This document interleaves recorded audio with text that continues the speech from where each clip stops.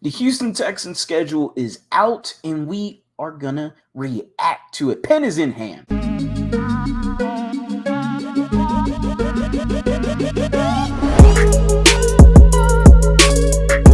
What is going on, everybody? Welcome back to a brand new episode of The Lead. Your host, as always, Harley Dugan. The Houston Texans schedule has been released. Let's get into this. We are excited about it. You should be excited about it. It is okay to have optimism. The Houston Texans had a hell of an offseason. Read it in week, boys. There it is for you. We don't care about preseason. We're diving straight on into the schedule reactions immediately. Week 1, you're facing Baltimore at Baltimore. Lamar Jackson, former MVP, Zay Flowers, Odell Beckham Jr. You expect a fully healthy Ravens team to be ready to showcase, especially Lamar Jackson, who just got paid that money. I expect them to want to prove to the NFL that, hey, we're a damn good team and we're going to be in that Super Bowl conversation, or at least try to be. But I see it as the same way with the Houston Texans. I expect our team to also come out this year trying to prove a lot of these haters wrong, trying to say, hey, we are relevant again. Okay, we took a 2-year hiatus with David Coley and Lovie Smith, and we got the hottest head coach on the market. We got the second best quarterback in the draft. We traded up to get the best player in the draft in Will Anderson, and you had an offseason that was almost perfect. Okay, a B plus, A minus type of offseason, one of the best on paper in history for the Texans. This draft looks really good. There's a lot of optimism.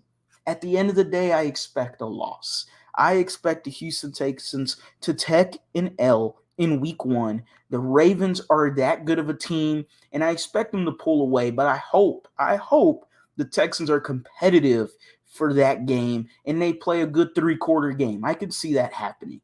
Week 2, you face the Colts. Now, this is a game that you don't know who's going to be the starting quarterback. Could it be Anthony Richardson? Could it be Gardner Minshew? We've heard a lot of Gardner Minshew talk, but they drafted Anthony Richardson number 4. And is he going to start immediately? He was a guy that everyone kept saying needed some time to be a backup and learn and get his feet wet and all that great jazz. So I'm going to assume Gardner Minshew is the quarterback here in week 2. And I look at the Colts team overall. Jonathan Taylor is a huge dude that is going to be tough to be taken down. You added some guys along the interior defensive line. I think you can still add some more. You didn't really add anything on the interior in the NFL draft. That is what a small little nitpick of mine was. The Houston Texans, though, I am going to say, have a good win against the Colts. They have a solid win against the Colts. They have a pretty big win against the Colts. I expect Gardner Minshew just to not live up to what the Colts are trying to get out of him. I expect his leash to be pulled soon, and Anthony Richardson starting around week 4, week 5. I really do think that's what's going to happen. Week 3, you go at Jacksonville. And this is a huge game for the Houston Texans, a huge game for Jacksonville. You have a quarterback battle between Trevor Lawrence and CJ Stroud, a battle that I could see taking over this division for years to come. And I believe the Houston Texans take this game at Jacksonville. I really do. You start the year off 2-1. The Jacksonville Jaguars have not been able to win against the Texans at Jacksonville for a very long time. I believe the Texans do it here. I do believe they get this win and start off 2-1. And then I think it gets a little murky. You face the Steelers week 4. This is a little controversial. It's going to have a lot of fans go against me here. I do believe it's an L. I really do. I'm looking at a Mike Tomlin coach team. I don't believe in Kenny Pickett. I don't. But overall, that team is really good. And Mike Tomlin is the head coach of that team. And he did not have them under 500 last year. The Steelers are a very good team. And I think that could be a little bit of a letdown game for the Houston Texans. I don't expect a blowout, but I don't expect us to look at our sharpest. And then you go into week 5, where I believe I can get a lot more controversial, because I'm really high on the Atlanta Falcons. You have Desmond Ridder, who played very good every week as the season went along. You added a Bijan Robinson. You have a Tyler Algier, who played phenomenal for them last year. Really good fantasy pickup late last year. Cordarrelle Patterson as well. That's a three-headed running back machine that you have there. Arthur Smith, former Tennessee Titans OC, now is the head coach there in his second or third year. You still have Kyle Pitts. You got a Drake London. He has a template of trying to copy the Tennessee Titans' success to when they went to the AFC Championship game, and he's trying to do it in Atlanta. The defense is revamped. They added Johnny Bates at free safety. They have another safety from Central Florida. I can't think of his name right now. A.J. Terrell, Jeff Okudah, added a Calais Campbell, added a Bud Dupree. This team is going to be really good, and a sneaky team to take the division is the Atlanta Falcons. So I have us at a loss right there against Atlanta. And then you go to the Saints, you're here at home, you're back in Houston, you're facing New Orleans. There's a lot of holes on this Saints team when I look at it defensively. I don't know what to expect. I understand you got Marcus Lattimore, Cameron Jordan. I do like Alfred Payton Turner, from U of H, whose house? The Saints are a solid team. They have Derek Carr now into the mix, but is Alvin Kamara going to be playing? Is Michael Thomas going to be injured? There's a lot of unknown, and I just don't trust and I don't like Dennis Allen. So I'm going to say we get a win here. And so far, you are going into the bye week at 3-3. And that right there, boys, being 500 going into a week 7 bye week, a really good placed bye week, by the way, is good optimism as a Texans fan when you look at the rest of this schedule.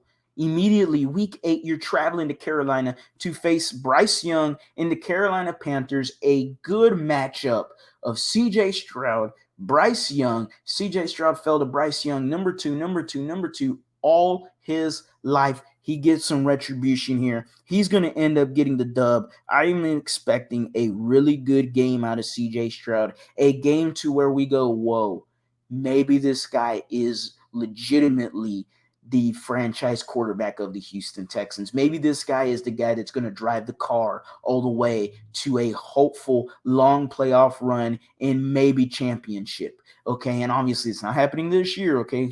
Slow your roll. We got the tickets to the train, but we're not heading to the promised land quite yet, but I do expect a win here at Carolina. And then you go to Tampa Bay. You're staying here in Houston to face Tampa. There's not a lot on this team. Baker Mayfield doesn't scare me. That team doesn't scare me. You don't even know if Mike Evans is going to be on the team at this year. They could be a team that only has 2 wins around this year. Are they going to be fully invested? What are they going to be doing? I don't expect anything from the Bucs. I expect a dub for the Houston Texans here. And then after a 3-game winning streak, you're going at Cincinnati. I'm not liking that. Cincinnati's going to beat you. You're taking an L there. Cincinnati's really good. The Texans could compete with them, and I hope they do. I hope they really do. I hope it's a 3-quarter game again, or a game where you try to come back and storm in the 4th quarter and you come up short. That's what I could definitely see. Then you go week 11 to the Arizona Cardinals. You're coming back home to Houston and facing them.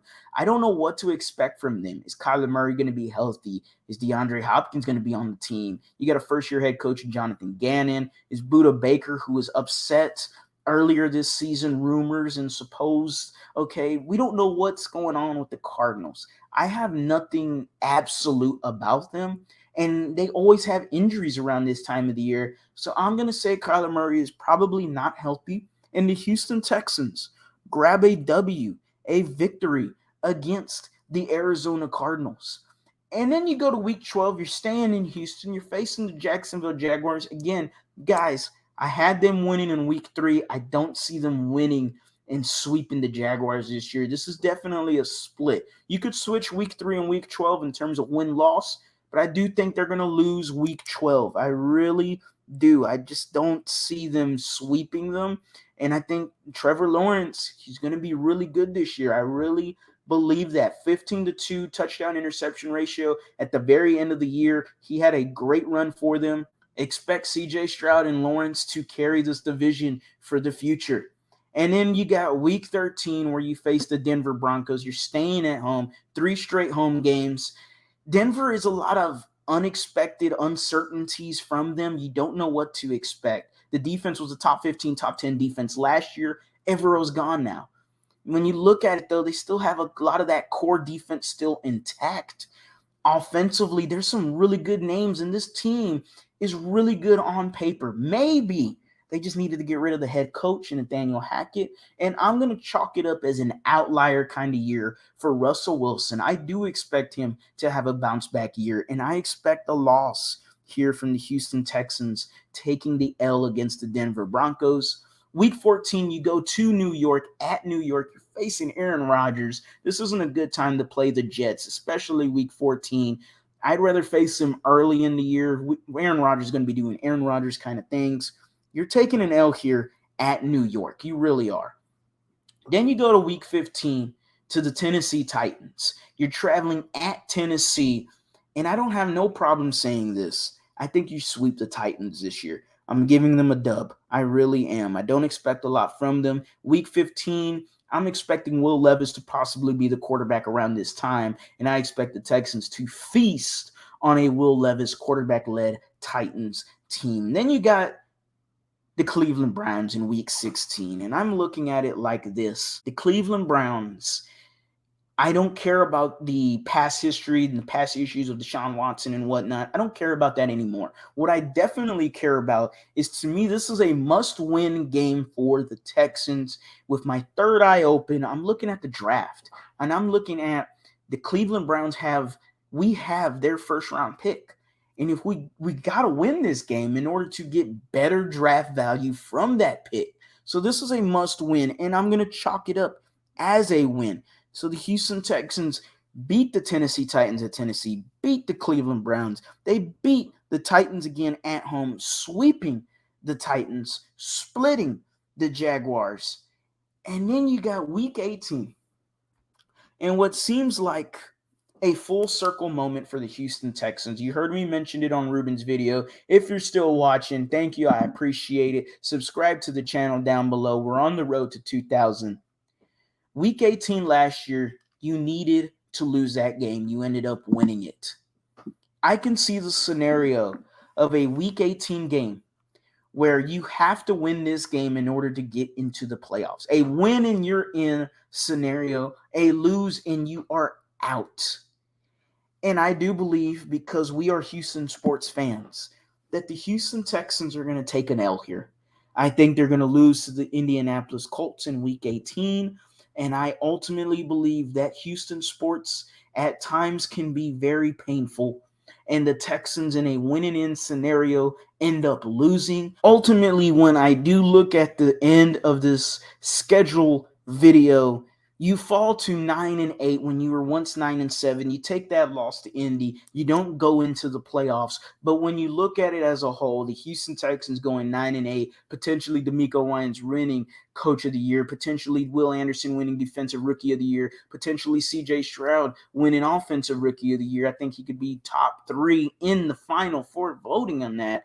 This is an ultimately successful season for the Texans. From where you came from last year to this year, it was a full reset by hiring DeMeco. This offseason has been fun. The schedule looks to be pretty good and favorable for the Texans. I'm going 9-8 as of right now. That could change when the season comes around. I'll do obviously many, many, many more videos to that. 9-8, missed the playoffs, but still a successful season. As always, guys, go Astros, go Rockets, go Texans. You have a blessed day.